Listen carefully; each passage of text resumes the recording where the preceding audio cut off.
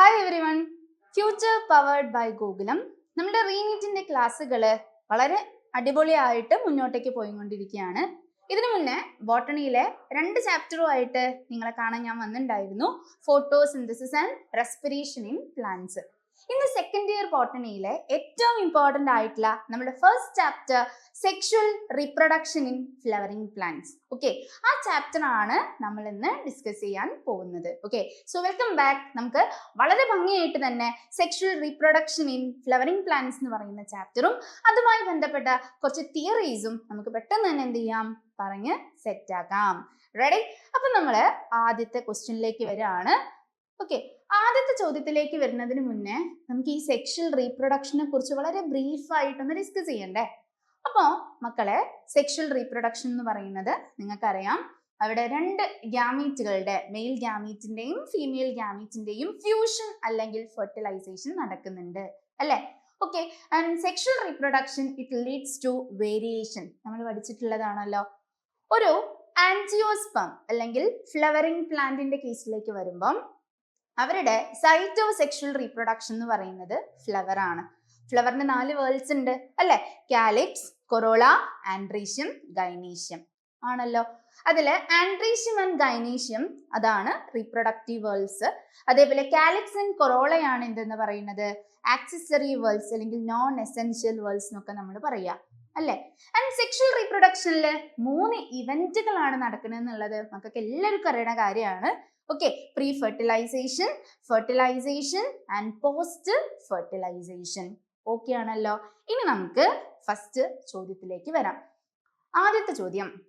Okay, ആദ്യത്തെ ചോദ്യം എവിടുന്നാന്ന് വെച്ച് കഴിഞ്ഞാൽ, നമ്മളുടെ ചാപ്റ്റർ സ്റ്റാർട്ട് ചെയ്യുന്നതിന് മുന്നേ ആയിട്ട് അവിടെ ഒരു ടെക്സ്റ്റ് ബുക്കിൽ ഒരു പേജിൽ സൈഡിലായിട്ട് ഒരു ഫോട്ടോയും ഒരു ഡിസ്ക്രിപ്ഷനും മക്കൾ കണ്ടിട്ടുണ്ടാവും അല്ലെ? ആ ഭാഗത്ത് നിന്നൊരു ക്വസ്റ്റ്യൻ ആണ് നമ്മൾ ആദ്യം ഡിസ്കസ് ചെയ്യാൻ പോകുന്നത്.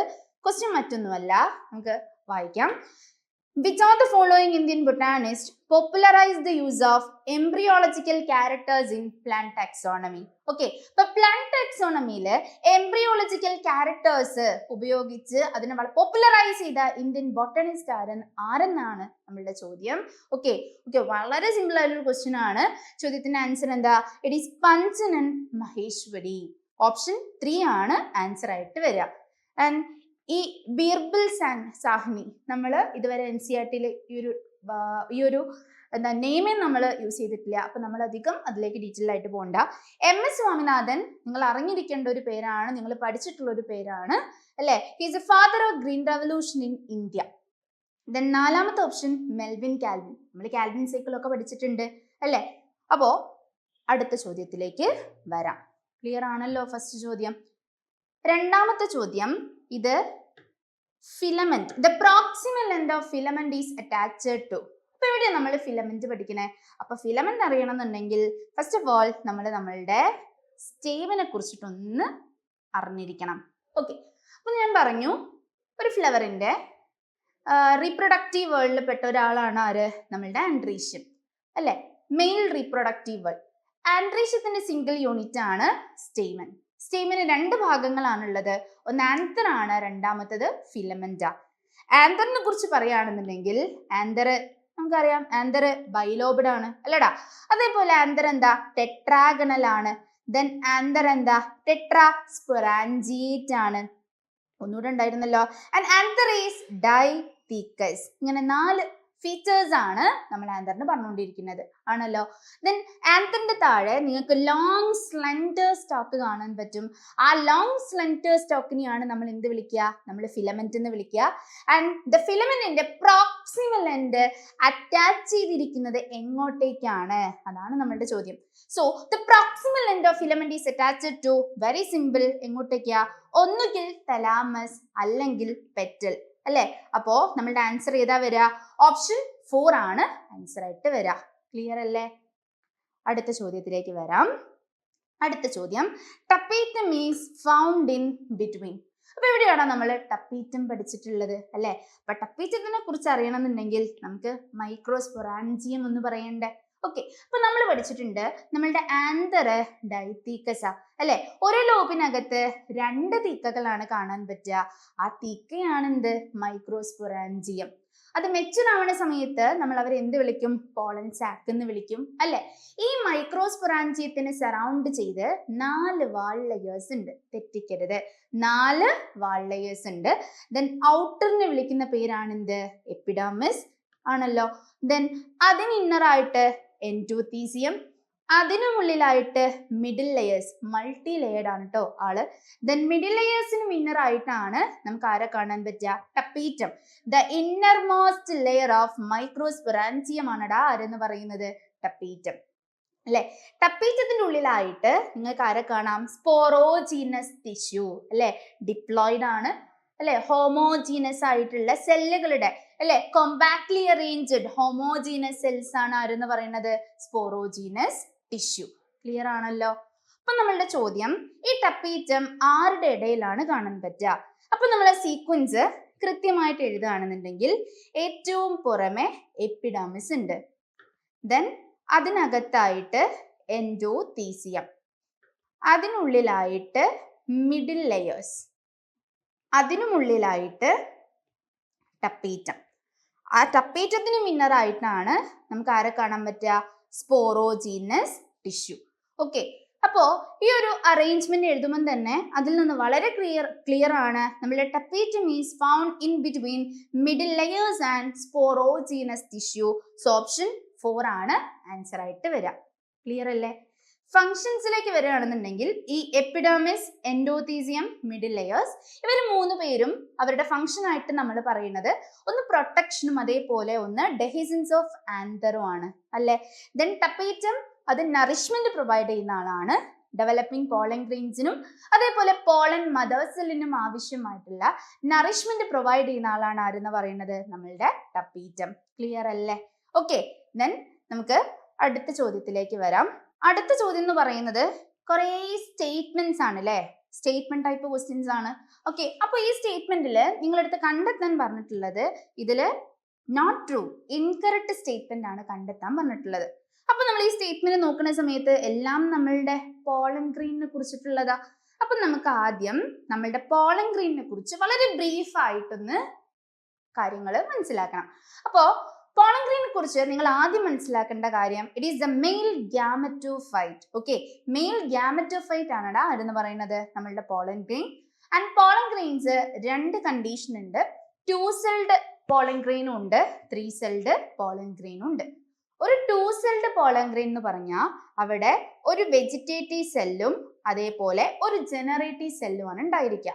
ഓക്കെ, ആൻഡ് ഒരു 3 സെൽഡ് പോളൻ ഗ്രെയിൻ എന്ന് പറഞ്ഞാൽ അവിടെ ഈ ജനറേറ്റീവ് സെല്ലിന് വീണ്ടും മൈറ്റോസിസ് നടന്ന് 2 മെയിൽ ഗാമീറ്റ് കൂടി അവർ ഉണ്ടാക്കും. അപ്പൊ നമ്മൾ എങ്ങനെയാണ് മനസ്സിലാക്കേണ്ടത്? ഒരു 2 സെൽഡ് പോളൻ ഗ്രെയിൻ എന്ന് പറഞ്ഞാൽ ഒരു വെജിറ്റേറ്റീവ് സെല്ലും ഒരു ജനറേറ്റീവ് സെല്ലും, ആൻഡ് ഒരു 3 സെൽഡ് പോളൻ ഗ്രെയിൻ എന്ന് പറഞ്ഞാൽ ഒരു വെജിറ്റേറ്റീവ് സെല്ലും 2 മെയിൽ ഗാമീറ്റും. ജനറേറ്റീവ് സെല്ലിന് മൈറ്റോസിസ് നടന്നിട്ടാണ് അവിടെ 2 മെയിൽ ഗാമീറ്റ് കൂടി ഉണ്ടാകുന്നത്. ക്ലിയർ അല്ലേ? എന്നാൽ അവിടെ നിങ്ങൾ പഠിക്കുന്ന അടുത്തൊരു കാര്യം, ആ പോളൻ ഗ്രെയിനിന് ഒരു 2 wall layers ഉണ്ട്. Outer exine, inner intine. And exine is made up of sporopollenin അല്ലെ. ഏറ്റവും the most resistant organic material ആണ് ഇത് സ്പോറോപൊളിൻ. ഓക്കെ, ദെൻ അത് തിക്കാണ്. ആൻഡ് എക്സൈനിലെ എല്ലാ ഭാഗങ്ങളിലും നമുക്ക് സ്പോറോപൊളിനിൻ കാണാൻ പറ്റില്ല. അപ്പൊ സ്പോറോപൊളിനിൻ ഇല്ലാത്ത റീജിയൻസിനെ നമ്മൾ വളരെ വൃത്തിയായിട്ട് ജേം പോർ എന്ന് വിളിക്കാറുണ്ട്. ക്ലിയർ അല്ലേ? And inner layer intine. ഇൻഡൈനെ കുറിച്ച് പറയുമ്പോൾ അത് വളരെ തിൻ ആണ്, കണ്ടിന്യൂസ് ആണ്, and it is made up of cellulose and pectin. Clear. Then അടുത്തത് ഈ ചോദ്യത്തിലേക്ക് വരുമ്പം പോളൻ വയബിലിറ്റി എന്ന് പറഞ്ഞ ഒരു ടേം അവിടെ പറയുന്നുണ്ട്. അപ്പോൾ ആന്തറിൽ നിന്ന് പോളൻ ഗ്രെയിൻസ് റിലീസ് ചെയ്ത് കഴിഞ്ഞതിന് ശേഷം ഫെർട്ടിലൈസേഷൻ നടത്താനുള്ളവരുടെ ഒരു എബിലിറ്റിനെയാണ് നമ്മൾ പോളൻ വയബിലിറ്റി എന്ന് പറയുന്നത്. ഇപ്പൊ റൈസ് വീറ്റിന്റെ ഒക്കെ കേസിൽ പോളൻ വയബിലിറ്റി 30 മിനിറ്റ്സ് ആണെന്ന് നമുക്കൊക്കെ അറിയാം. അതേപോലെ കുറച്ച് പ്ലാന്റ് ഫാമിലീസ് ഉണ്ട്, റൊസേസിയെ, സൊളനേസിയെ, ലെഗുമിനോസെ. അവരുടെ കേസിൽ വയബിലിറ്റി മന്ത്സ് ആണ് അന്നും നിങ്ങൾ പഠിച്ചിട്ടുണ്ട്. അപ്പൊ നമുക്ക് ഇനി സ്റ്റേറ്റ്മെന്റുകളൊക്കെ ഒന്ന് വായിക്കാം. ഒന്നാമത്തെ statement, pollen grains of some plant cause severe allergies and bronchial affections in some people. Correct അല്ലേ? അല്ലെ, ചില പ്ലാന്റ്സിന്റെ പോളൻ ഗ്രെയിൻസ് ചില ആളുകളിൽ അലർജീസ്, ബ്രോങ്കിയൽ അഫക്ഷൻസ് ഒക്കെ ഉണ്ടാക്കും. വളരെ കറക്റ്റ് ആയിട്ടുള്ള സ്റ്റേറ്റ്മെന്റ് ആണ്. നിങ്ങൾക്ക് അറിയാം ആരാണ് അങ്ങനെ അലർജിക് ആയിട്ടുള്ള ഒരു പോളൻ ഗ്രെയിൻ പ്രൊഡ്യൂസ് ചെയ്യുന്നത് അല്ലെ? പാർത്തീനിയം എന്ന് മക്കൾ പഠിച്ചിട്ടുണ്ടാവും, അല്ലെങ്കിൽ ക്യാരറ്റ് ഗ്രാസ് എന്ന് നമ്മൾ അതിനെ വിളിക്കാറുണ്ട്. ഓക്കെ, ആൻഡ് അത് എങ്ങനെയാണ് നമ്മളുടെ ഇന്ത്യയിൽ എത്തിയത്? ഇമ്പോർട്ടഡ് വീറ്റ്, അത്രയും കാര്യങ്ങളൊന്നും അവിടെ ഓർത്ത് വെക്കണം കേട്ടോ. അടുത്തത്, pollen consumption decreases the performance of athletes and race horses. ഒരുപാട് ന്യൂട്രിയൻ റിച്ച് ആയിട്ടുള്ള ആളാണ് നമ്മളുടെ പോളൻ ഗ്രെയിൻ. ഓക്കെ, അപ്പൊ ആ പോളൻ ഗ്രെയിൻ നമുക്ക് എന്താ പല രൂപത്തില്, പോളൻ ടൈബ്ലറ്റ്സ് അതേപോലെ സിറപ്സിന്റെ ഒക്കെ രൂപത്തിൽ നമുക്ക് എന്താ മാർക്കറ്റിൽ അവൈലബിൾ ആണ്. അത് കഴിക്കുന്നത് വഴി നമുക്ക് എന്ത് ചെയ്യാൻ പറ്റും? അത്ലറ്റ്സിന്റെയും റേസ് ഹോഴ്സസിന്റെ ഒക്കെ എഫിഷ്യൻസി ഇൻക്രീസ് ചെയ്യാൻ പറ്റും. അങ്ങനെയാണ് നമ്മൾ പഠിച്ചിട്ടുള്ളത്. അപ്പോൾ ഡിക്രീസസ് എന്നാ പറയുന്നത്. അപ്പൊ എഗെയിൻ ആ സ്റ്റേറ്റ്മെന്റ് എന്താ അവിടെ തെറ്റാണ്. എഗെയിൻ അല്ല, സ്റ്റേറ്റ്മെന്റ് അവിടെ തെറ്റാണ്.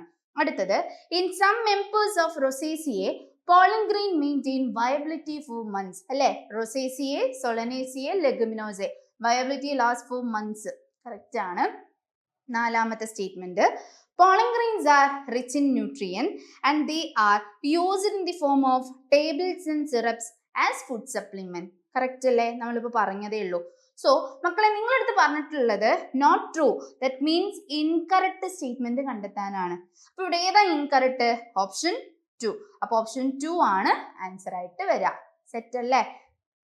അടുത്ത ചോദ്യം, the male gamete in angiosperm are formed by the division of. നമ്മളിപ്പോ പറഞ്ഞതേ ഉള്ളൂ.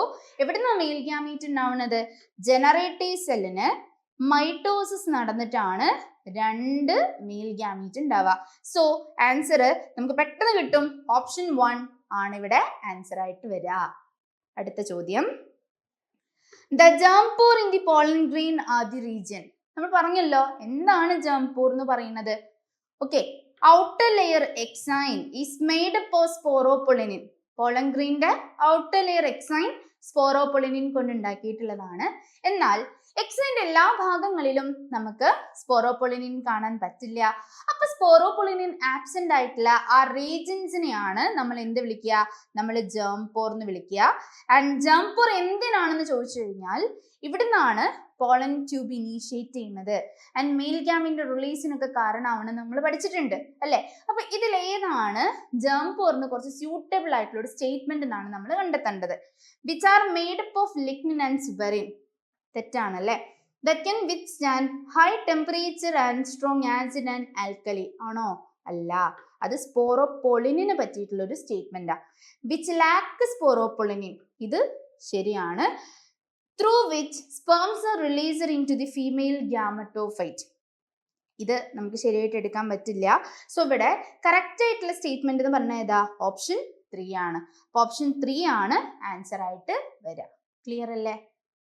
അടുത്ത ചോദ്യം, the pollen grain of Crotalaria or Vinca are placed on a slide in a drop of about 10% sugar solution. The pollen will.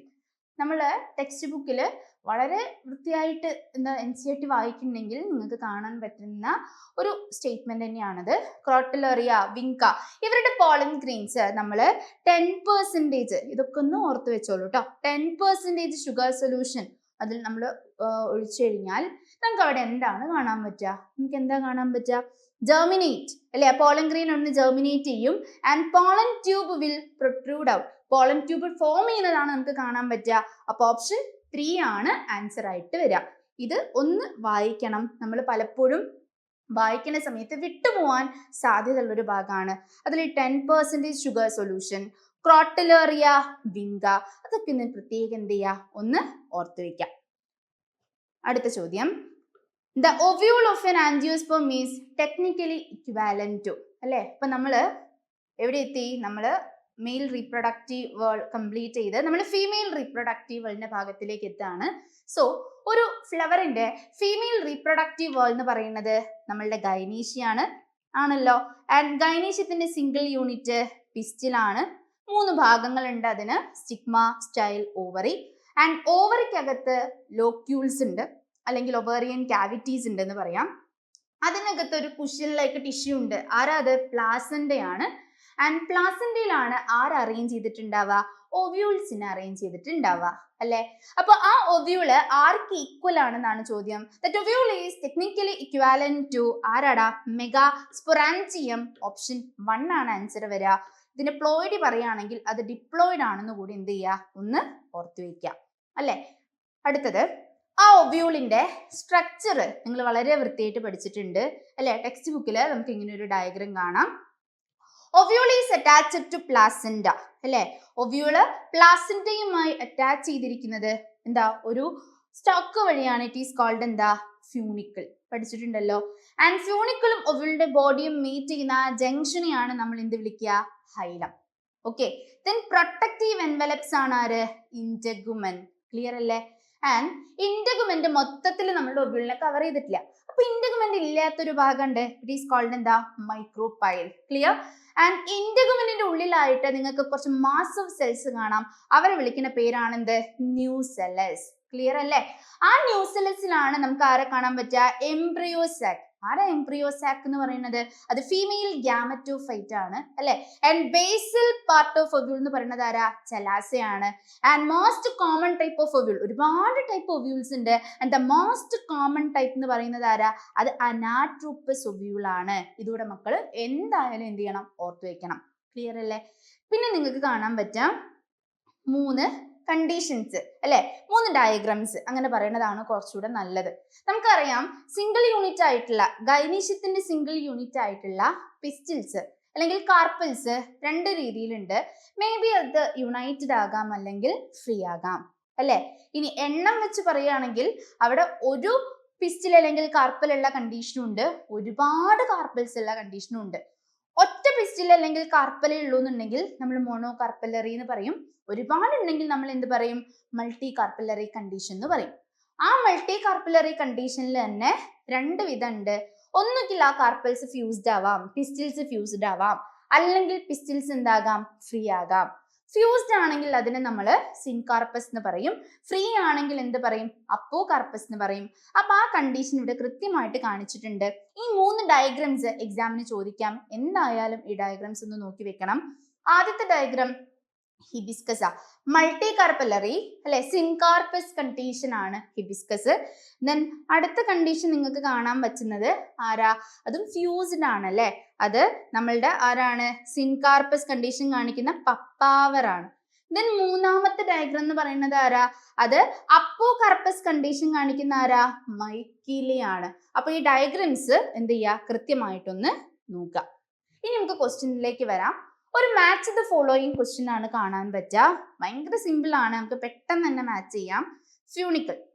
Funicle എന്ന് പറയുന്നത് ആരാ, funicle is the stalk of ovule അല്ലെ. So 1B.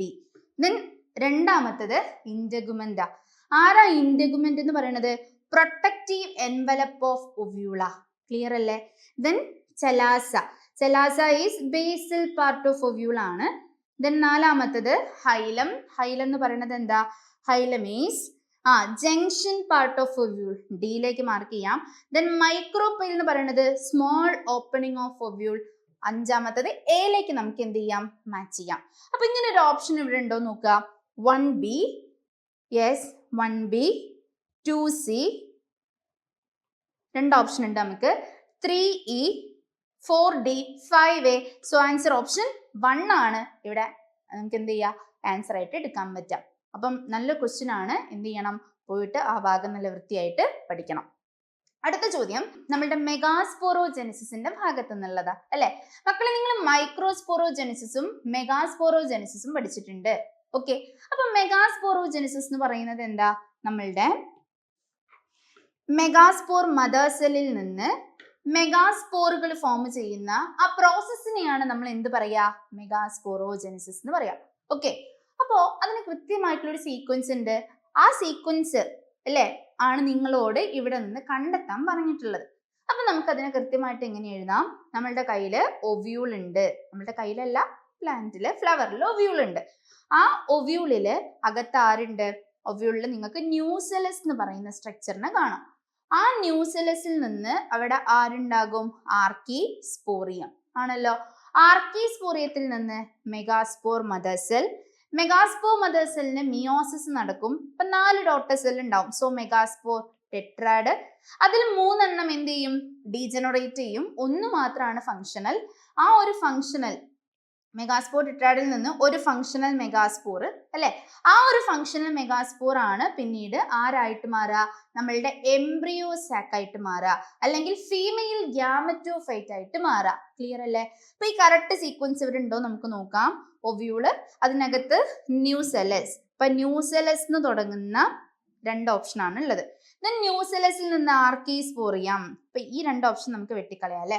ആർക്കീസ്പോറിയത്തിൽ നിന്ന് megaspore tetrad അല്ല, megaspore mother cell. അപ്പൊ ഇതും നമുക്ക് വേണ്ട. So nucellus, archesporium, megaspore mother cell, megaspore tetrad, megaspore female gametophyte. So the right answer is option 3. Okay, നല്ലൊരു ചോദ്യമാണ്. Miss ഞങ്ങൾ ആർക്കീസ്പോറിയം കണ്ടിട്ടില്ലല്ലോ എന്ന് പറയരുത്. നമ്മളുടെ സമ്മറിയിൽ കൃത്യമായിട്ട് ആർക്കീസ്പോറിയം മെൻഷൻ ചെയ്യുന്നുണ്ട്. അപ്പൊ സമ്മറി ഒന്ന് പോയിട്ട് വായിക്കണം കേട്ടോ. ക്വസ്റ്റ്യൻ എവിടുന്ന് വേണമെന്നുണ്ടെങ്കിലും വരാം. ഓക്കെ, അപ്പൊ ഇതാണ് നമ്മളുടെ ഫീമെയിൽ ഗ്യാമറ്റോഫൈറ്റ്. നമ്മളുടെ ഒരു ടിപ്പിക്കൽ ആൻജിയോസ്പെർമാന്തറിന്റെ ഫീമെയിൽ ഗ്യാമറ്റോഫൈറ്റ്. അതായത് എംബ്രിയോ സാക്ക് ആണ്. ആ എംബ്രിയോ സാക്കിന്റെ ഫോർമേഷൻ ആണ് ഡയഗ്രത്തിൽ കാണിച്ചിട്ടുള്ളത്. ഇനി ഇവിടെ എന്താ നടക്കണമെന്ന് ചോദിച്ചു കഴിഞ്ഞാൽ നോക്കിയേ, ഇവിടെ മിയോസിസ് നടന്നിട്ടാണ് ഇങ്ങനെ ടെട്രാഡ് ഉണ്ടാവുന്നത് അല്ലെ. അപ്പൊ മിയോസിസിൽ മിയോസിസ് 1ഉം 2ഉം ഉണ്ട്. അപ്പൊ അഥവാ എ ബി എന്ന് വരികയാണെന്നുണ്ടെങ്കിൽ ഇവിടെ മിയോസിസ് 1ഉം ഇവിടെ മിയോസിസ് 2ഉം ആണ് നിങ്ങൾ എന്ത് ചെയ്യേണ്ടത്, ലാബിൽ ചെയ്യേണ്ടത്. ആൻഡ് എംബ്രിയോ സാക്കിനെ കുറിച്ച് പറയുകയാണെന്നുണ്ടെങ്കിൽ ഒരു മെച്ചുർ ആയിട്ടുള്ള എംബ്രിയോ സാക്ക് ഇൻ ആൻജിയോസ്പം, അതിൽ എത്ര സെല്ലും എത്ര ന്യൂക്ലിയസും ഉള്ളത്? 7 സെൽഡ് ആൻഡ് 8 ന്യൂക്ലിയേറ്റഡ് കണ്ടീഷൻ ആണ്. പഠിക്കണം. പോളിഗോണൻ ടൈപ്പ് ഓഫ് എംബ്രിയോ സാക്ക് എന്ന് പറയാറുണ്ട്. കാരണം ഫസ്റ്റ് ആ പ്ലാന്റിലാണ്, പോളിഗോൺ എന്ന് പറയുന്ന പ്ലാന്റിലാണ് നമ്മൾ ഇത് ഒബ്സർവ് ചെയ്തിട്ടുള്ളത്. ആൻഡ് ഇതിന്റെ ചെലാസിൽ എൻഡില് ആന്റിപോഡൽ സെല്ലുകളാണ് ഉള്ളത്. ദെൻ മൈക്രോപിലാർ എൻഡിലാണ് എഗ് അപ്പാരറ്റസ് കാണുക. എഗ് അപ്പാരറ്റസിൽ 3 ആളുകളുണ്ട്. 2 സിനാജിഡും 1 എഗ് സെല്ലും. ആൻഡ് സിനാജിഡ്സിന്റെ ഇവിടെയാണ് നമുക്ക് ഫിലിഫോം അപ്പാരറ്റസിനെ കാണാൻ പറ്റുക. അവരാണ് കൃത്യമായിട്ട് പോളൻ ട്യൂബിനെ ഗൈഡ് ചെയ്യുന്നത്. ക്ലിയർ അല്ലേ? ഓക്കെ, അപ്പൊ ഇത്രയാണ് എംബ്രിയോ സാക്കിനെ കുറിച്ച് പറയാനുള്ളത്. അടുത്ത ചോദ്യം, which one of the following is the most common embryo sac in flowering plant? Most common ഏതാ? അത് പോളിഗോണൻ ടൈപ്പ്, അതായത് 8 ന്യൂക്ലിയേറ്റഡ് 7 സെൽഡ് ആണ്. 4 മെഗാസ്പോർ ഉണ്ടാവുന്നുണ്ട് അല്ലെ. 3 എണ്ണം ഡീജനറേറ്റ് ചെയ്യും.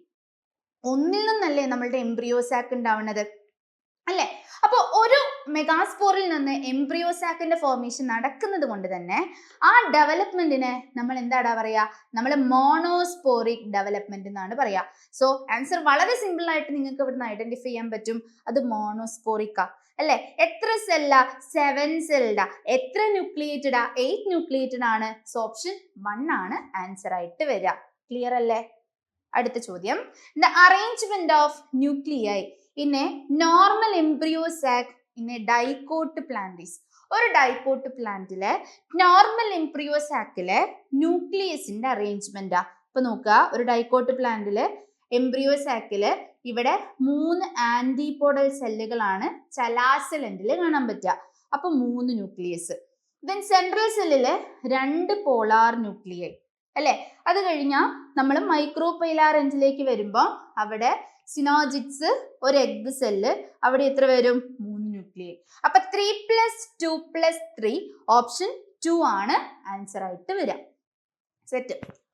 അടുത്ത ചോദ്യം, how many microspore mother cell are required to produce 1000 microspore and 1000 megaspore respectively? ചോദ്യം കൃത്യമായിട്ട് വായിച്ചിട്ടില്ല എന്നുണ്ടെങ്കിൽ ഡെഫിനറ്റ്ലി നമ്മൾ തെറ്റിക്കാൻ പോകുന്ന ഒരു ക്വസ്റ്റ്യൻ ആണ്. അപ്പൊ നമുക്ക് ക്വസ്റ്റ്യൻ ഒന്നുകൂടെ റീഡ് ചെയ്യാം. How many microspore mother cell?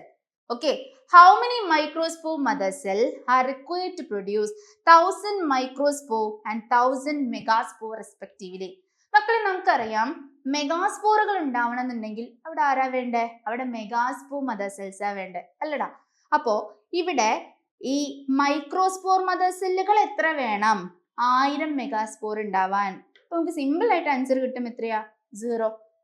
ഇനി എത്ര മൈക്രോസ്പോർ മദർ സെൽസ് വേണം 1000 മൈക്രോസ്പോർ ഉണ്ടാവാൻ? നോക്കിക്കേ, ഒരു മൈക്രോസ്പോർ മദർ സെല്ലിൽ നിന്ന് 4 മൈക്രോസ്പോറുകളാണ് ഉണ്ടാവുക. ഓക്കെ, അപ്പൊ ഇവിടെ പറഞ്ഞിരിക്കുന്നത് 1000 മൈക്രോസ്പോറുകൾ ഉണ്ട്. എത്ര മൈക്രോസ്പോർ മദർ സെല്ല് വേണം? 1000/4 ചെയ്താൽ മതി. ആൻസർ എത്ര കിട്ടും? 250. സോ ഓപ്ഷൻ 250 ആൻഡ് 0 ഓപ്ഷൻ 2 ആണ് ആൻസർ ആയിട്ട് വരിക. ഓക്കെ, അപ്പൊ ക്വസ്റ്റ്യൻസ് ഒന്നും കൂടി എന്ത് ചെയ്യണം? വായിക്കണം കേട്ടോ, അല്ലെങ്കിൽ തെറ്റിപ്പോ. A fertilized egg of a plant has 40 chromosome. The number of chromosome present in microspore mother cell is. ഇപ്പൊ പ്ലോയിഡി അറിഞ്ഞിരിക്കുക എന്നുള്ളത് വളരെ നിർബന്ധമായിട്ടുള്ള ഒരു കാര്യമാണ്. ഓക്കെ, ആർക്കെങ്കിലും അങ്ങനെ പ്ലോയിഡിയിലൊക്കെ എന്തെങ്കിലും സംശയങ്ങൾ ഉണ്ടെന്നുണ്ടെങ്കിൽ എന്ത് ചെയ്യുക? ഒന്ന് കമന്റ് ബോക്സിൽ ചോദിച്ചാൽ മതി. നമുക്ക് എന്ത് ചെയ്യാം? അതിന് ആൻസർ ചെയ്യാം. പ്ലോയിഡിന്റെ മാത്രമായിട്ട് ഒരു വീഡിയോ നമുക്ക് ചെയ്യാം കേട്ടോ. A fertilized egg of a plant has 40 chromosome.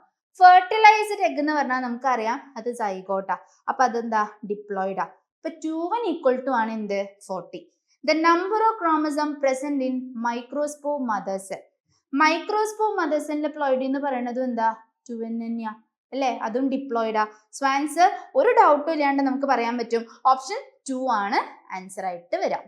Okay, അപ്പൊ പ്ലോയിഡി ഒന്ന് പഠിച്ചിട്ട് പോകണം കേട്ടോ. അടുത്ത ചോദ്യം, how many of following are not an adaptation for autogamy?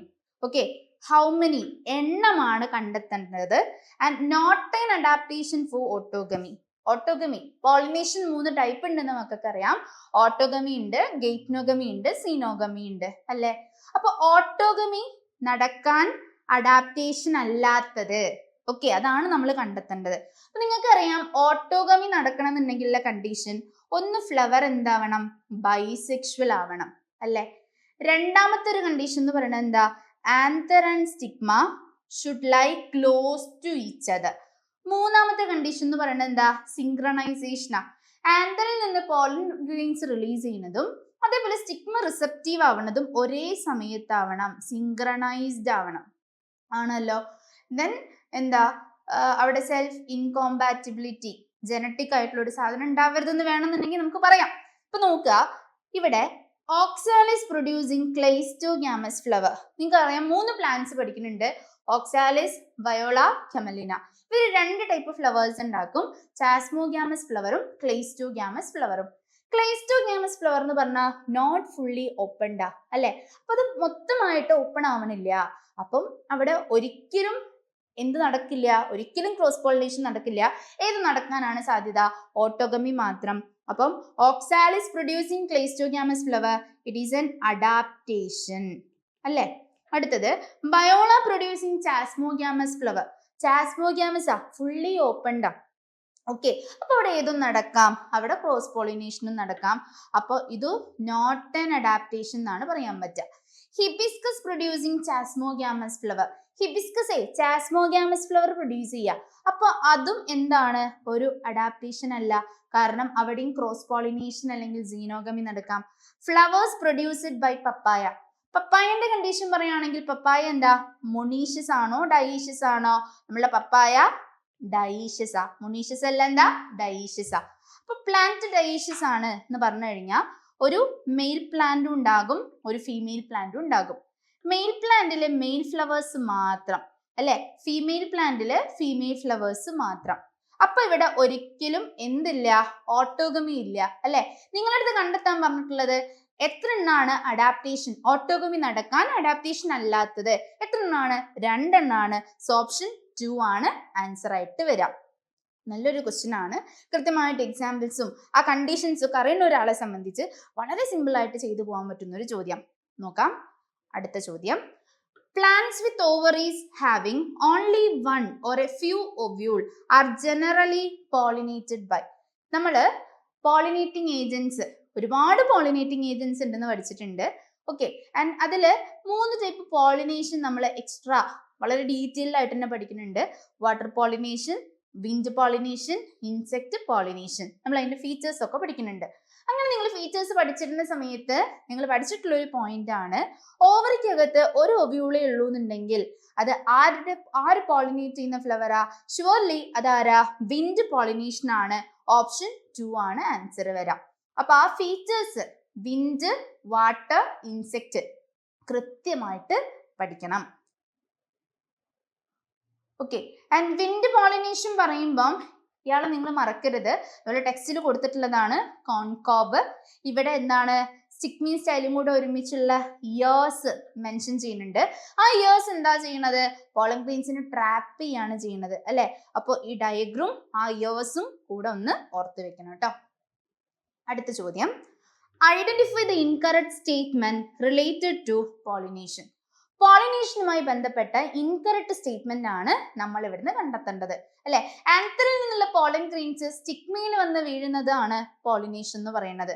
ഒന്നാമത്തെ സ്റ്റേറ്റ്മെന്റ് നോക്കുക, pollination by wind is more common among abiotic pollination. ഇപ്പൊ പോളിനേഷന് ഹെൽപ്പ് ചെയ്യുന്ന പോളിനേറ്റിംഗ് ഏജന്റുകളെ നമ്മൾ രണ്ടാക്കി ഡിവൈഡ് ചെയ്തിട്ടുണ്ട്, ബയോട്ടിക്കും അബയോട്ടിക്കും. അബയോട്ടിക്കിൽ രണ്ടെണ്ണം, വിൻഡും വാട്ടറും. അതിൽ അബയോട്ടിക്കില് മോസ്റ്റ് കോമൺ വിൻഡ് ആണ്, റെയർ വാട്ടർ ആണെന്ന് പഠിച്ചിട്ടുണ്ടല്ലോ. അപ്പൊ ഈ സ്റ്റേറ്റ്മെന്റ് എന്താ? Correct. Flowers produce foul odor to attract flies and beetles to get pollinated. അല്ലെ, ഇൻസെക്ട്സ്, എൻറ്റമോഫിലി ഒക്കെ നിങ്ങൾ പഠിച്ചിട്ടുണ്ട്. അതിൽ ഒരുപാട് ഇൻസെക്റ്റുകൾ വരുന്നുണ്ട്. എല്ലാ ഫ്ലവേഴ്സും ഫ്രാഗ്രൻസ് പ്രൊഡ്യൂസ് ചെയ്യുന്ന ഒരു നിർബന്ധമില്ല. ഫൗൾ ഓഡർ സെക്രീറ്റിംഗ് അല്ലെ ഫ്ലവേഴ്സ് ഉണ്ടാക്കുന്ന പ്ലാന്റ്സ് ഉണ്ട്. അപ്പൊ അവരുടെ കേസിൽ പോളിനേറ്റിംഗ് ഏജൻസ് ഫ്ലൈസും ബീറ്റിൽസും ഒക്കെ ആയിരിക്കും. സോ അവർ അട്രാക്ട് ചെയ്യാൻ അവർ ഫൗൾ ഓഡർ സെക്രീറ്റ് ചെയ്യും. സ്റ്റേറ്റ്മെന്റ് എന്താ? കറക്റ്റാ. അടുത്തത്, moths and butterflies are the most dominant pollinating agent among insect. ആണോ? അല്ല. നിങ്ങൾക്കറിയാം ഈ മോത്ത് ആൻഡ് ബട്ടർഫ്ലൈ അല്ല, ബീസ് ആണ്. ബയോട്ടിക്കിലെ തന്നെ ഇൻസെക്ട്സിൽ പറയുമ്പം ഏറ്റവും കോമൺ ആയിട്ടുള്ള ഒരു പോളിനേറ്റിംഗ് ഏജന്റ് എന്ന് പറയുന്നത് ബീസാ. അപ്പൊ ഈ സ്റ്റേറ്റ്മെന്റ് തെറ്റി. Pollination by water is quite rare in flowering plants. പറഞ്ഞല്ലോ, റയർ ആയിട്ടാണ് നമുക്ക് വാട്ടർ പോളിനേഷൻ കാണാൻ പറ്റുക. അപ്പൊ ഈ സ്റ്റേറ്റ്മെന്റ് എന്താ? ശരിയാ. മക്കളെ, നിങ്ങളടുത്ത് പറഞ്ഞിട്ടുള്ളത് ഇൻകറക്റ്റ് സ്റ്റേറ്റ്മെന്റ് കണ്ടെത്താനല്ലടാ. സോ ഓപ്ഷൻ 3 ആണ് ആൻസർ ആയിട്ട് വരിക. ആ ഭാഗം എല്ലാവരും ഒന്ന് വളരെ വൃത്തിയായിട്ട് പോയിട്ട് വായിക്കണം കേട്ടോ. നമുക്ക് അടുത്ത ചോദ്യത്തിലേക്ക് വരാം. Pollen tube carries what content in growing stage within style when pollen is shed at two-celled stage. അപ്പൊ ചോദ്യം ഇതേ ഉള്ളൂ, നമ്മളുടെ സ്റ്റിഗ്മ അല്ലെ, landing platform for pollen grains അല്ലേ സ്റ്റിഗ്മ എന്ന് പറയുന്നത്. അപ്പൊ സ്റ്റിഗ്മയില് 2-celled പോളൻ ഗ്രെയിൻ വന്ന് വീണു അല്ലെ. അങ്ങനെ വന്ന് വീണ് കഴിഞ്ഞാൽ സ്റ്റിഗ്മ എന്ത് ചെയ്യും? അത് ശരിയാണോ തെറ്റാണോ എന്നൊക്കെ മൂപ്പര് ഡിറ്റക്ട് ചെയ്യും. അങ്ങനെ ശരിയാണെങ്കിൽ, കോമ്പാറ്റിബിൾ ആണെന്നുണ്ടെങ്കിൽ ഈ പോളൻ ഗ്രെയിൻ സ്റ്റിഗ്മയിൽ വെച്ച് ജെർമിനേറ്റ് ചെയ്യും. അപ്പൊ ഇവിടുന്ന് ആരുണ്ടാകും? പോളൻ ട്യൂബ് ഉണ്ടാകും. ആ pollen tube through the tissues of stigma and style വളർന്ന് ഒവ്യൂളിനകത്തുള്ള എംബ്രിയോ സാക്കിന്റെ അടുത്ത് എത്തും. പോളൻ പിസ്റ്റൽ ഇന്ററാക്ഷൻ നമ്മൾ വളരെ വൃത്തിയായിട്ട് പഠിച്ചിട്ടുണ്ട് അല്ലേ. ഓക്കെ, അപ്പൊ ചോദ്യം എന്താന്ന് വെച്ച് കഴിഞ്ഞാൽ, അങ്ങനെ പോളൻ ട്യൂബ് വളരുന്ന സമയത്ത് അത് എന്തൊക്കെയാണ് ക്യാരി ചെയ്യുന്നത്? ഓക്കെ, അതെന്തൊക്കെയാ ക്യാരി ചെയ്യുക? ഇവിടെ നിന്നുണ്ടാകുന്ന 2 മെയിൽ ഗ്യാമീറ്റും അതേപോലെ വെജിറ്റേറ്റീവ് സെല്ലിന്റെ ന്യൂക്ലിയസും. അപ്പൊ ഓപ്ഷൻ ഏതെടുക്കാം? ഓപ്ഷൻ 1 എടുക്കാം. അതൊന്ന് വായിക്കാം. അടുത്ത ചോദ്യം, genetic mechanism to prevent inbreeding depression. അപ്പോഴാണ് ക്വസ്റ്റ്യൻ കുറച്ചുകൂടെ കറക്റ്റ് ആവുക. നമ്മൾ ഔട്ട്ബ്രീഡിംഗ് ഡിവൈസസ് പഠിച്ചിട്ടുണ്ട്, ആ ഭാഗത്തു നിന്നുള്ള ഒരു ക്വസ്റ്റ്യൻ ആണിത്. അപ്പോൾ ഔട്ട്ബ്രീഡിംഗ് ഡിവൈസ് എന്ന് പറഞ്ഞു കഴിഞ്ഞാൽ എന്താ? ഒരു പ്ലാന്റില് ഏറ്റവും നല്ലത് ക്രോസ് പോളിനേഷൻ നടക്കുന്നതാ അല്ലെ. അപ്പൊ ഒരു പ്ലാന്റില് മാക്സിമം നമ്മളുടെ ക്രോസ് പോളിനേഷൻ എൻകറേജ് ചെയ്യുക, സെൽഫ് പോളിനേഷനെ ഡിസ്കറേജ് ചെയ്യുക. അതിനുള്ള കുറച്ച് മെക്കാനിസംസ് ആണ് ഔട്ട്ബ്രീഡിംഗ് ഡിവൈസ് എന്ന് പറയുന്നത്. ഓക്കെ, അപ്പോ ഔട്ട്ബ്രീഡിംഗ് ഡിവൈസസിൽ നിങ്ങൾ ഒരേ ഒരു ജനറ്റിക് മെക്കാനിസമേ പഠിച്ചിട്ടുള്ളൂ. ഏതാണത്? അത് സെൽഫ് ഇൻകോമ്പാറ്റിബിലിറ്റി ആണ്. ഓപ്ഷൻ 1 ആണ് ആൻസർ വരിക. ജനറ്റിക്ന്ന് എടുത്ത് ചോദിച്ചതുകൊണ്ടാണ് കേട്ടോ. ഔട്ട്ബ്രീഡിംഗ് ചോദിക്കുകയാണെങ്കിൽ നമുക്ക് ശരിക്കും all of the above answer ആയിട്ട് എടുക്കായിരുന്നു. സോ ഹൈലൈറ്റിങ് ഈ ക്വസ്റ്റ്യനിലത് ഇതാണ്. സെറ്റ് അല്ലേ? അടുത്ത ചോദ്യം സ്റ്റേറ്റ്മെന്റ് ടൈപ്പ് ക്വസ്റ്റ്യൻ ആണ്. Read the following statement.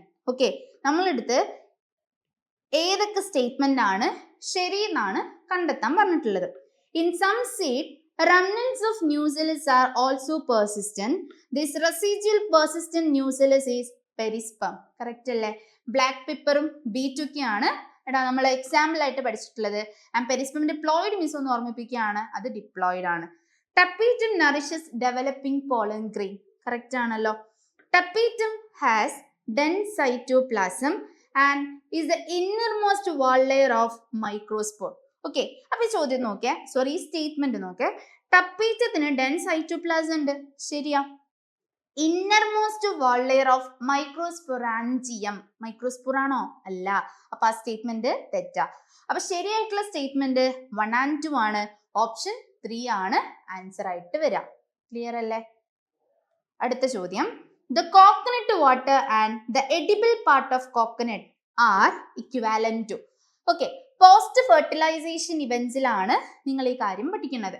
നിങ്ങൾക്കറിയാം, ആഫ്റ്റർ ഫെർട്ടിലൈസേഷൻ നമ്മുടെ സൈഗോട്ട് എംബ്രിയോ ആയിട്ട് മാറും. അതുപോലെ പ്രൈമറി എൻഡോസ്പം സെല്ല് എൻഡോസ്പം ആയിട്ടും ഡെവലപ്പ് ചെയ്യും അല്ലെ. അപ്പോ ഈ പറഞ്ഞിരിക്കുന്ന കോക്കനട്ടിലെ എഡിബിൾ പാർട്ടും കോക്കനട്ട് വാട്ടറും എന്തിന് എക്സാമ്പിൾ ആയിട്ടാണ് നമ്മൾ പഠിച്ചിട്ടുള്ളത്? എൻഡോസ്പെർമ അല്ലെ. രണ്ടും എന്താ? എൻഡോസ്പെർമ. അപ്പൊ ഓപ്ഷൻ 2 ആണ് ആൻസർ ആയിട്ട് വരാം. ഓക്കെ ആണല്ലോ? അടുത്ത ചോദ്യത്തിലേക്ക് വരാം. The scutellum observed in grain of wheat or maize is comparable to which part of seed in other monocot? Okay, monocot സീഡിന്റെ മറ്റ് ഭാഗങ്ങളുമായിട്ട് കമ്പയർ ചെയ്യുന്ന സമയത്ത് വീറ്റിലും അതേപോലെ മെയ്സിലും ഒക്കെ കാണപ്പെടുന്ന സ്ക്യൂട്ടെല്ലം എന്താകും എന്നാണ് ചോദ്യം അല്ലെ. അത്ര കോംപ്ലിക്കേറ്റഡ് ഒന്നുമല്ല. നമുക്കറിയാം, സ്ക്യൂട്ടെല്ലം എന്ന് പറയുന്നത് വീറ്റിന്റെയും മെയ്സിന്റെയും ഒക്കെ എന്താ? കോട്ടിലിഡനാ. സിംഗിൾ കോട്ടിലിഡൻ അല്ലേ. ഓക്കെ, മറ്റ് മോണോകോട്ട് പ്ലാന്റ്സിൽ വരുമ്പോഴും അതെന്ത് തന്നെയാടാ? ഓപ്ഷൻ 2 കോട്ടിലിഡൻ തന്നെയാണ് വരിക. ക്ലിയർ ആണല്ലോ? അടുത്ത ചോദ്യം, how many microspore mother cell are required to produce 1000 microspore and 1000 megaspore respectively? ഒരു ചെറിയൊരു ട്രിക്കി ക്വസ്റ്റ്യൻ ആണ് കേട്ടോ. 1000 മൈക്രോസ്പോറും 1000 മെഗാസ്പോറും ഉണ്ടാവണമെന്നുണ്ടെങ്കിൽ ആകെ എത്ര മൈക്രോസ്പോർ മദർ സെല്ല് വേണം? അതാണ് ചോദ്യം. അപ്പൊ നമുക്ക് അറിയുന്ന ഒരു കാര്യമാണ്, മൈക്രോസ്പോർ മദർ സെല്ലിന് മൈക്രോസ്പോറേ ഉണ്ടാവുള്ളൂ അല്ലെ. മെഗാസ്പോർസ് ഉണ്ടാവണമെന്നുണ്ടെങ്കിൽ അവിടെ മെഗാസ്പോർ മദർ സെൽ അല്ലേ വേണ്ടേ. അപ്പോ 1000 മെഗാസ്പോർ ഉണ്ടാവാൻ 0 മൈക്രോസ്പോർ മദർ സെല്ലാണ് വേണ്ടത്. ഒരു മൈക്രോസ്പോർ മദർ സെല്ലിൽ നിന്ന് 4 മൈക്രോസ്പോറുകളാണ് ഫോം ചെയ്യുക അല്ലെ. അപ്പോ 1000 മൈക്രോസ്പോറുകൾ ഉണ്ടാവാൻ എത്ര മൈക്രോസ്പോർ മദർ സെല്ല് വേണം? ഡിവൈഡഡ് ബൈ 4 അല്ലേ ചെയ്യുക. അപ്പൊ എത്ര കിട്ടും? 250. അപ്പൊ ഓപ്ഷൻ ഏതാ വരിക? Option 2, 250 and 0. ക്വസ്റ്റ്യൻ ഒന്നുകൂടെ എന്ത് ചെയ്യണം? റിപ്പീറ്റ് ചെയ്ത് വായിക്കണം, അല്ലെങ്കിൽ ആൻസർ തെറ്റിപ്പോവും. നല്ലൊരു ട്രിക്കി ക്വസ്റ്റ്യൻ ആണ്. അടുത്ത ചോദ്യം, ഡബിൾ ഫെർട്ടിലൈസേഷൻ ഈസ്. മക്കളെ നിങ്ങൾക്കറിയാം, ആൻജിയോസ്പെർമ്സിന്റെ ഒരു ക്യാരക്ടറിസ്റ്റിക് ഫീച്ചർ ആണ് എന്തെന്ന് പറയുന്നത്? Double fertilisation. കാരണം അവിടെ എന്ത് നടക്കുന്നുണ്ട്? ഫ്യൂഷൻ അല്ലെങ്കിൽ ഫെർട്ടിലൈസേഷൻ നടക്കുന്നുണ്ട്. ഒന്നിനെ നമ്മൾ സിംഗമി എന്ന് വിളിക്കും, രണ്ടാമത്തതിനെ നമ്മൾ ട്രിപ്പിൾ ഫ്യൂഷൻ എന്ന് വിളിക്കും അല്ലെ. അപ്പൊ സിംഗമി എന്ന് പറഞ്ഞാൽ 1 male gamete fuses with a egg cell ആണ്.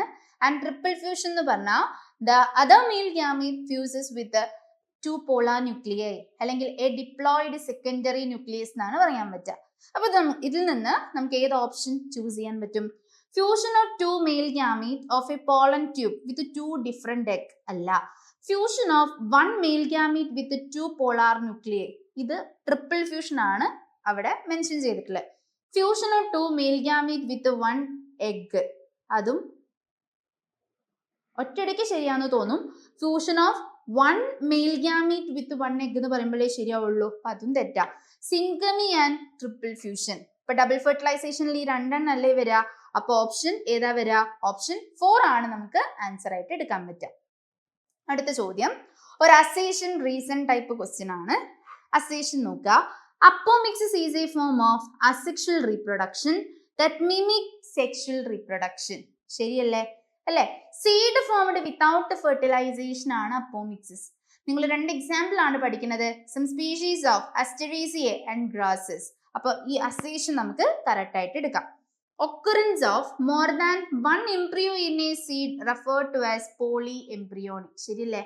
ഒരു സീഡിനകത്ത് ഒരുപാട് എംബ്രിയോ ഉണ്ടാവുന്ന കണ്ടീഷനാണ് പോളി എംബ്രിയോണി. മക്കളെ നിങ്ങൾ എക്സാമ്പിൾ പഠിച്ചിട്ടുണ്ട്, സിട്രസും മാംഗോയും ആണ്. അപ്പൊ ഈ സ്റ്റേറ്റ്മെന്റും കറക്റ്റാ. എന്നാൽ ഈ അസേഷനും റീസണും തമ്മിൽ ഒരു പ്രത്യേക റിലേഷൻ ഒന്നും നമുക്ക് കാണാൻ പറ്റില്ല. അപ്പൊ രണ്ടും ശരിയാണ്. നോട്ട് കറക്റ്റ് എക്സ്പ്ലനേഷൻ ആണ്. ഓപ്ഷൻ 2 ആണ് ആൻസർ ആയിട്ട് വരാം. അടുത്ത ചോദ്യത്തിലേക്ക് വരാം. അടുത്ത ചോദ്യം നമ്മളെ സീഡിന്റെ ഭാഗത്തു നിന്നുള്ള ഒരു ക്വസ്റ്റ്യൻ ആണ്. നിങ്ങൾക്കറിയാം, സീഡ് 2 ടൈപ്പ് ഉണ്ട് അല്ലെ. എൻഡോസ്പെർമസ് അതേപോലെ നോൺ എൻഡോസ്പെർമസ്. എൻഡോസ്പെർം എന്ന് പറയുന്നത് ന്യൂട്രിയൻസ് റിസർവ് ചെയ്ത് വെച്ചിരിക്കുന്ന ഒരു ടിഷ്യൂ. ഡെവലപ്പിംഗ് എംബ്രിയോസിന് ആവശ്യമായിട്ടുള്ള നറിഷ്മെന്റ് പ്രൊവൈഡ് ചെയ്യുന്നത് എൻഡോസ്പെർമ ആണല്ലോ. അപ്പൊ ചില സീഡുകളിൽ നമുക്ക് എൻഡോസ്പെം കാണാൻ പറ്റില്ല, കാരണം എംബ്രിയോ ഡെവലപ്മെന്റിന്റെ സമയത്ത് കംപ്ലീറ്റ് ആയിട്ട് എൻഡോസ്പെം കൺസ്യൂം ചെയ്തിട്ടുണ്ടാവും. അവരാണ് നോൺ എൻഡോസ്പെർമസ് സീഡ്. എന്നാൽ ചിലതിൽ എൻഡോസ്പെം കുറച്ച് ബാക്കി ഉണ്ടാകും, അതാണ് എൻഡോസ്പെർമസ് സീഡ് ആണല്ലോ. നോക്കാം, ജനറലി നമ്മൾ പറയുകയാണെന്നുണ്ടെങ്കിൽ ഡൈക്കോട്ട് സീഡുകള്, ഡൈക്കോട്ട് പ്ലാന്റ്സിന്റെ സീഡ് നോൺ എൻഡോസ്പെർമസ് ആണ്. ജനറലി മോണോകോട്ട് പ്ലാന്റ്സിന്റെ സീഡ് എന്താ, അത് എൻഡോസ്പെർമസും ആണ്. എന്നാൽ ഇവിടെ രണ്ട് എക്സെപ്ഷണൽ കേസസ് ആണ് നിർബന്ധമായിട്ടും നമ്മൾ ഓർത്തു വെക്കേണ്ടത്. ഒന്ന് കാസ്റ്ററും അതേപോലെ അടുത്തത് ഓർക്കിഡുമാണ്. കാസ്റ്ററിന്റെ കേസ് പറയുകയാണെങ്കിൽ കാസ്റ്റർ ഡൈക്കോട്ട് പ്ലാന്റാ, പക്ഷെ സീഡ് എന്താ, സീഡ് എൻഡോസ്പെർമസാ. then അടുത്തത് ഓർക്കിഡ്. ഓർക്കിഡിന്റെ കേസ് പറയുകയാണെങ്കിൽ ഓർക്കിഡ് മോണോകോട്ട് പ്ലാന്റാ, ബട്ട് സീഡ് എന്താ, നോൺ എൻഡോസ്പെർമസാ. ഇതിനെ കുറിച്ച് കൃത്യമായിട്ടുള്ള ഒരു ധാരണ ഉണ്ടെന്നുണ്ടെങ്കിൽ വളരെ ഭംഗിയായിട്ട് നമുക്ക് ഈ ക്വസ്റ്റ്യൻ നമുക്ക് ആൻസർ ചെയ്യാൻ പറ്റും. നമുക്ക് ഓപ്ഷനിലേക്ക് വരാം. ക്വസ്റ്റ്യൻ ചോദിച്ചിരിക്കുന്നത് എല്ലാ പ്ലാന്റ്സും നോൺ എൻഡോസ്പെർമിക് ആവണം, അതാണ് കണ്ടീഷൻ കേട്ടോ. ഗ്രാം, പീ, ബീൻ, ഗ്രൗണ്ട് നട്ട് എല്ലാം നോൺ എൻഡോസ്പെർമിക് ആണ്. കാസ്റ്റർ എൻഡോസ്പെർമിക്കാ, എല്ലാം ആവണം, പിന്നെ ബാക്കി നമ്മൾ നോക്കണില്ല, അത് തെറ്റാ. കോക്കനട്ട് എൻഡോസ്പെർമിക്കാ, വീറ്റും എൻഡോസ്പെർമിക്ക ഓപ്ഷനിൽ, അപ്പൊ അതും തെറ്റി. കാസ്റ്റർ, മെയ്സ്, കാസ്റ്റർ എൻഡോസ്പെർമിക് ആണ്, മെയ്സും എൻഡോസ്പെർമിക് ആണ്, കോക്കനട്ട് എൻഡോസ്പെർമിക് ആണ്, ഓർക്കിഡ് മാത്രമാണ് നോൺ എൻഡോസ്പെർമിക്. അപ്പൊ എല്ലാം നോൺ എൻഡോസ്പെർമിക് സീഡ് വരുന്ന ഒരു ഓപ്ഷൻ അല്ലേ ഇവിടെയുള്ളൂ, അതേതാ, ഓപ്ഷൻ 1. അപ്പോ സോറി, ഒന്നാമത്തെ തന്നിരിക്കുന്നത് ഓപ്ഷൻ 3 ആണ് ആൻസർ വരിക, 1 ഓൺലി. ക്ലിയർ അല്ലേ? അടുത്ത ചോദ്യം, what would be the number of chromosome in the cells of aileron layer in a plant species with 8 chromosome in its synergid? അല്ലെ, അപ്പൊ നമ്മൾ സിനാജിഡ് എംബ്രിയോസാക്കിന്റെ സ്ട്രക്ചർ പഠിച്ച സമയത്ത് നമ്മൾ സിനാജിഡ് പഠിച്ചിട്ടുണ്ട് അല്ലെ. അപ്പൊ സിനാജിഡിലെ ക്രോമസോം നമ്പർ 8 എന്നാ പറഞ്ഞിട്ടുള്ളത്. അപ്പൊ സിനാജിഡിന്റെ പ്ലോയിഡി എന്താ, ഹാപ്ലോയിഡാ. അപ്പൊ n = 8 എന്ന് മനസ്സിലാക്കണം. ദെൻ കണ്ടെത്താൻ പറഞ്ഞിട്ടുള്ളത് അലിറോൺ ലെയറിലെ സെല്ലിലെ ക്രോമസോം നമ്പറാ. അലിറോൺ ലെയർ പഠിച്ചത് ഓർമ്മല്ലേ, നമ്മൾ മെയ്സിന്റെ സ്ട്രക്ചർ പഠിച്ചപ്പോ അതില് എൻഡോസ്പെർമിനെ കവർ ചെയ്ത് വരുന്ന പ്രോട്ടീൻ റിച്ച് ലെയർ എന്ന് പഠിച്ചിട്ടുണ്ട്. അപ്പൊ അലിറോൺ ലെയറിന്റെ പ്ലോയിഡി എന്ന് പറയുന്നത് 3n ആ. സോ ക്രോമസോം നമ്പർ എത്രയായിരിക്കും, 3 × 8 24. ഓപ്ഷൻ 2 ആണ് ആൻസർ ആയിട്ട് വരാം. അടുത്ത ചോദ്യത്തിലേക്ക് വരാം. Mark the incorrectly matched pair. നമ്മൾ ടെക്സ്റ്റ് ബുക്കിൽ ആ സീഡിന്റെ ഭാഗത്ത് വളരെ വൃത്തിയായിട്ട് കുറെ എക്സാമ്പിൾസ് പറയുന്നുണ്ട്. അപ്പൊ അവിടെ നിന്നുള്ളൊരു ക്വസ്റ്റ്യൻ ആണ് കാണാൻ പറ്റുക. ഓക്കെ, ഇൻകറക്റ്റ് പെയർ ആണ് കണ്ടെത്തേണ്ടത്. നോക്കുക, സീഡ് വയബിലിറ്റി പഠിക്കുന്ന സമയത്ത് നമ്മൾ മെൻഷൻ ചെയ്ത 2 എക്സാമ്പിൾ ആണ്. ഒന്ന് ലുപ്പൈൻ, ലുപ്പിനസ് ആർട്ടിക്കസും, രണ്ടാമത്തത് ഡേറ്റ് പാം, ഫീനിക്സ് ഡാക്ടിലിഫെറ. ലുപ്പൈൻ്റെ വയബിലിറ്റി നമ്മൾ പറഞ്ഞിട്ടുള്ളത് 10,000 ഇയേഴ്സും അതേപോലെ ഫീനിക്സ് ഡാക്ടിലിഫെറയുടെ നമ്മൾ പഠിച്ചിട്ടുള്ളത് 2,000 ഇയേഴ്സ് ഓഫ് ഡോർമൻസിയ അല്ലെ. അപ്പൊ ലുപ്പിൻ ആർട്ടിക്കസ് വയബിലിറ്റി 2,000 ഇയർ എന്ന് പറയുന്നത് തെറ്റാ. അപ്പൊ നമുക്ക് കിട്ടി, ആൻസർ കിട്ടി, ഓപ്ഷൻ 1 ആണ്. എന്നാലും നമുക്ക് ബാക്കി ഓപ്ഷൻസ് ഒന്ന് വായിക്കാം. ഫീനിക്സ് ഡാക്ടിലിഫെറ വയബിലിറ്റി 2,000 ഇയർ കറക്റ്റ് ആണ്.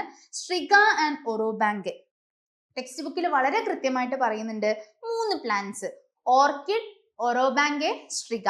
ഇവരുടെ പ്രത്യേകത എന്താന്ന് വെച്ച് കഴിഞ്ഞാൽ ഇവര് thousands of tiny seeds produce ചെയ്യുന്നവരാ.